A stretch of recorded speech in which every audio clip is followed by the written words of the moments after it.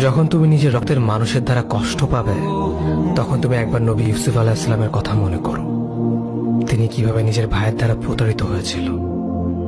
যখন তোমার বাবা মা না বুঝে তোমার বিরুদ্ধাচরণ করে, তখন নবী ইব্রাহিম আলাইহিস সালামের কথা মনে করো।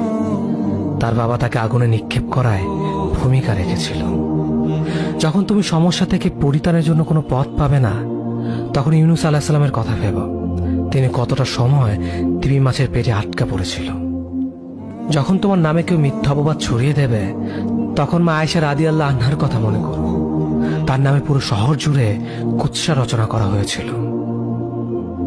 যখন তুমি অসুস্থ ব্যথার যন্ত্রণায় কাতরাতে থাকো, তখন নবী আইয়ুব আলাইহিস সালামের কথা ভেবো। তিনি ভয়ঙ্কর এক ভাইরাসজনিত রোগে আক্রান্ত হয়ে তোমার থেকে বেশি কষ্ট পেয়েছিল। যখন তুমি দিনের কোনো বিধান নীতিতে যুক্তি খুঁজে পাও না, তখন নবী নূহ আলাইহিস সালামের কথা ভেবো। তিনি কোনো প্রশ্ন ছাড়াই মরুভূমিতে নৌকা তৈরি করেছিল।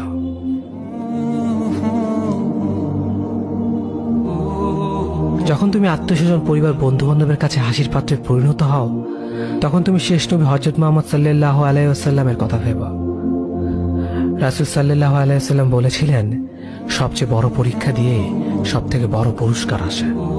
যখন আল্লাহ কাউকে ভালোবাসেন, তখন তাকে পরীক্ষা করেন, এবং যে এই পরীক্ষাগুলো মেনে নেয়, সে আল্লাহর সন্তুষ্টি অর্জন করে।